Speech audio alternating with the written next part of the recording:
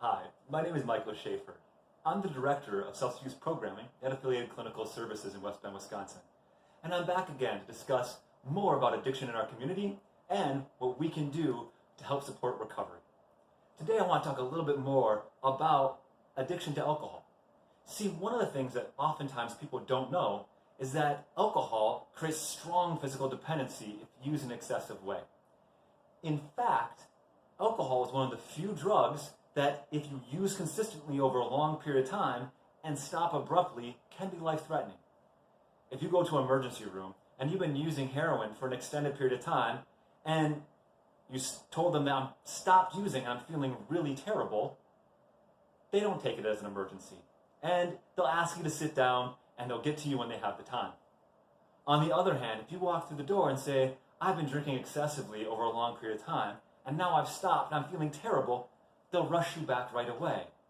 And that's because oftentimes when people are drinking excessively and then try to stop on their own, it can cause dangerous health symptoms like seizures and even hallucinations. Now, that's not where the symptoms start. They often start with anxiety and start with high blood pressure. And what we see by that then is that when people try to stop drinking when they've been drinking excessively, they don't feel good.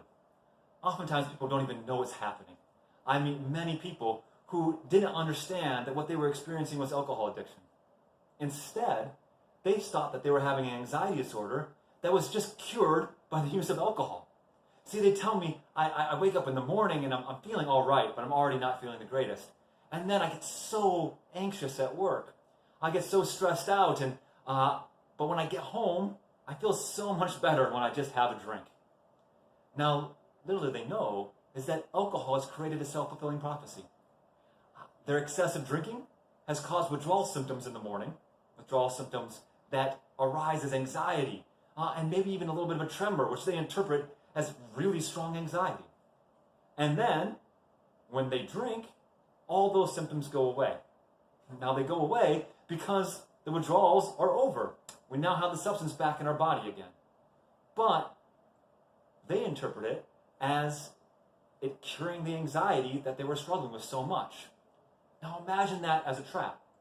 This thing that's actually causing the problem seems like it's a medication. And it seems so normal because on TV and in the movies, when someone says they've had a super stressful week or stressful day, they also accompany that with the phrase, I just need a drink. So it seems so normal. It seems so reasonable. And the trap is set. Soon, if they try to take a day off of drinking at all, they're just going to feel absolutely terrible. And again, not blaming it on the drinking, blaming it on stress, blaming it on life, blaming it on anxiety. Alcohol, again, just seems like the cure and not the cause. This does mean for many people who are starting out the process of recovery that if they drink excessively, they may need to go to detox. Now, it's hard to know who needs to take that process before they start drinking. And it's important to talk to that with a healthcare professional, come in for an intake with a therapist, or talk with a psychiatrist, because we never know whose withdrawal symptoms are going to be life-threatening. Now, they don't write that on the bottle, and many people don't know it. And if you're looking around and you're seeing someone in your life who seems to have these symptoms, start the conversation.